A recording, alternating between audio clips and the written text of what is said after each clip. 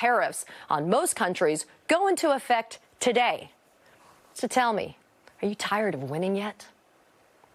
Joining me now is Democratic Congressman Jimmy Gomez of the great state of California. He's a member of the House Ways and Means Committee. Congressman, thank you for joining our show and getting us started. Trump posting about his tariffs this morning, telling Americans he just got to hang tough. But you released a statement where you didn't hold back, and you said in part, Trump's dumb tariffs are nothing more than a tax on working families. Talk a little bit more about how absolutely damaging these tariffs are going to be for everyday Americans. Yeah, Trump's tariffs are when he announced them, it was a national sales tax across the board, the largest tax increase in U.S. history. And you don't have to believe me. You can ask even some of his supporters that are on the right. They even called this ludicrous. This is going to undermine people when they go to the grocery store, cost them on average $200 more or more a year when it comes to groceries. When it comes to shoes and clothing, think about it. 99% of the shoes that people buy are made outside the U.S. So as a new dad, I have a toddler. That kid grows and grows and grows. So we have to buy him shoes more often than I would like, but that's what we have to do. So that squeeze on working parents is going to be devastating. The dad that, instead of going to the auto repair shop, he goes to AutoZone. Well, those prices are going to go up. And what's going to happen is as revenue declines because consumers are tightening their belts, then all of a sudden businesses are going to start cutting back on hours. Then they're going to lay off workers. Some are actually laying off workers already.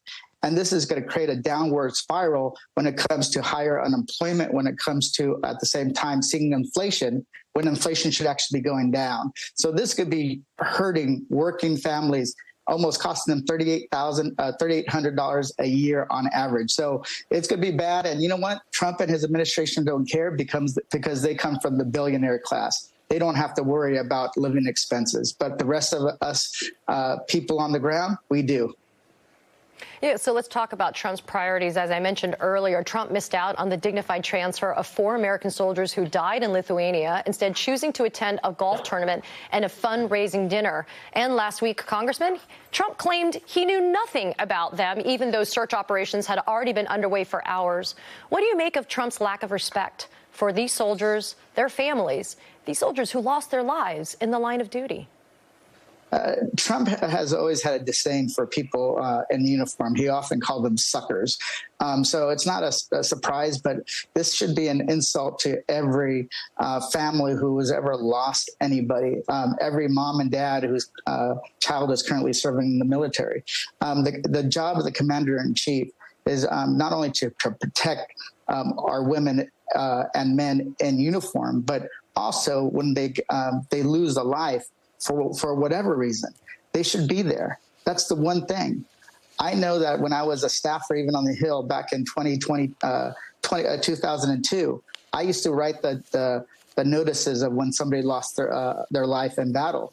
And guess what? I still remember those names today. So that's what it should mean. You should know everybody. You should really prioritize that. But Donald Trump, he doesn't prioritize the American people if they're in uniform or not. Congressman, just a few weeks ago, you actually took the time to do a town hall in Bakersfield so you could meet with constituents to find out how they're doing to address their concerns and frustrations because they were not hearing back from their Republican representatives. Tell us briefly what's going on in terms of your constituents and what their concerns are.